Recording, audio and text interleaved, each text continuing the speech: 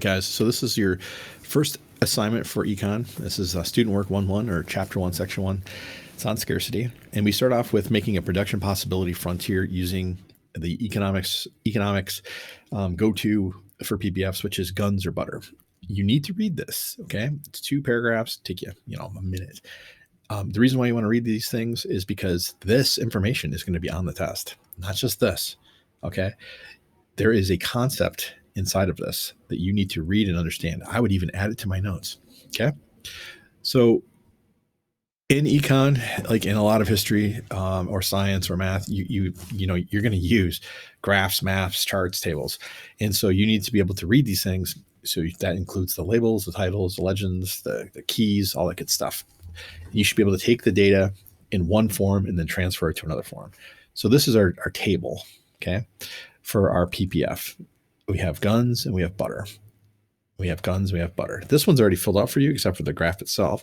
So, the vertical axis is Y, the horizontal axis is X.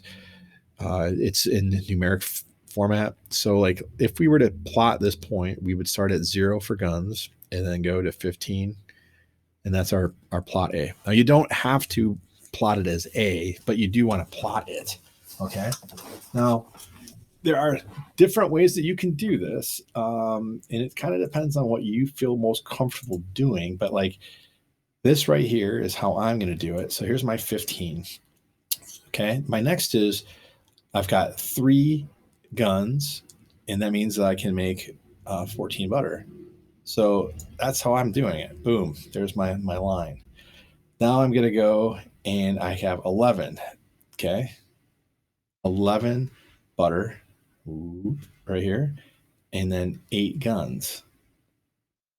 So that's going to go down and connect. All right. Then I have 11 guns, and I have 7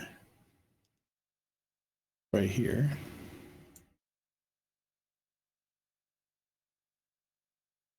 And then I have 12 guns, and that's 4 butter.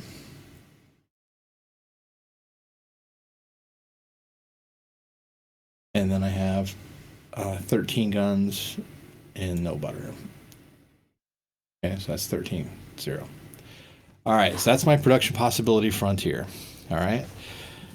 You can't do this though, okay? What you can't do is just go with the freehand draw and kind of hope that you're close enough, okay? That's way, way, way, way too inaccurate, and I can't allow that, okay? So you cannot do that. If you print this out and you draw the points, again, I would get a ruler and I would draw from point to point. It has to be accurate. Okay. You don't have to label your points yet. That doesn't ask you to do that in a PPF, but if it asks you to do it in the instructions, then you have to do it. All right. When we get to question 2, we have to go back and use the graph that you made, because it says right here, use the graph that you created. It says, can this economy produce 6 units of guns and 12 units of butter? All right. So here's my 6 guns. Oops, that's not what I meant to do. Sorry. So here's my 6 guns. There's my 12 units of butter.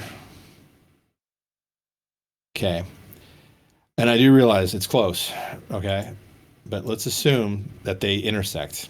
I realize that they don't, but they should. So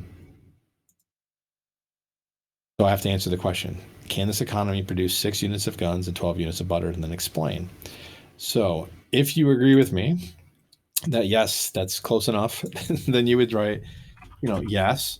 Then you would explain because it lies on the PPF. So if something lies either on or under any point, it's possible. Okay.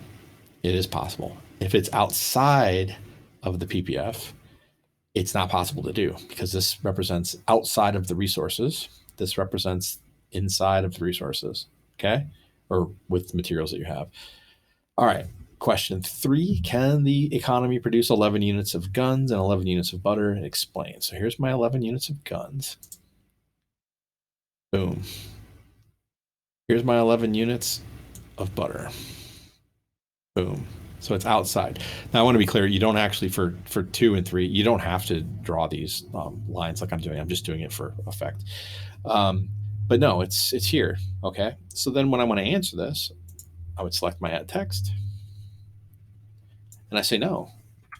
And my reason, because I have to explain it, it's because it lies outside of the PPF. Okay. And because of that, it's impossible to do. So that's how you would do questions 1, 2, and 3. All right. And again, you don't have to do these lines like this.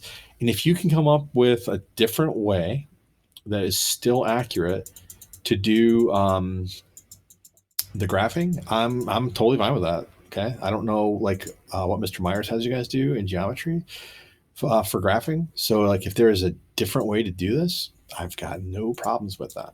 Okay. All right. So that's how you answer the first part here. Now we're going to go on though to 4, 5, 6, 7, 8 and 8 rather. And then I'm going to end the video. So 4 asks you, what does this PPF represent? Okay. Now it doesn't say what does a PPF represent. It's what does this PPF represent? And it tells you right here in the title, an economy's production possibility frontier for guns and butter. And that's what you write in this area right here. Okay. Read what it says. What does this PPF represent? It doesn't say what does a PPF represent. How does this PPF illustrate the concept of scarcity? Well, all PPFs represent it in the same way. But if you look at it, right, scarcity is not being able to meet the needs with the resources that you have. So anything on this line or below it represents the ability to satisfy people's needs.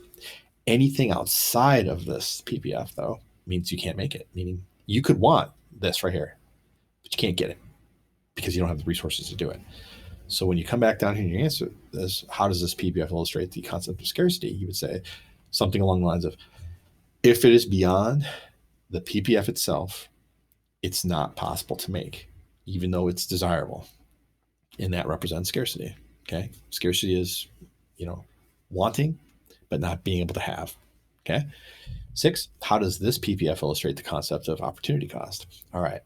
Now I know I told you that you don't have to do points, but like, let's say that you go with this 15 butter. Okay. If I choose 15 butter instead of 14 butter, my opportunity cost is 1 butter and 3 guns. Okay. That's my opportunity cost. If I choose 15, the cost to me is 1 butter rather, and 3 guns. All right.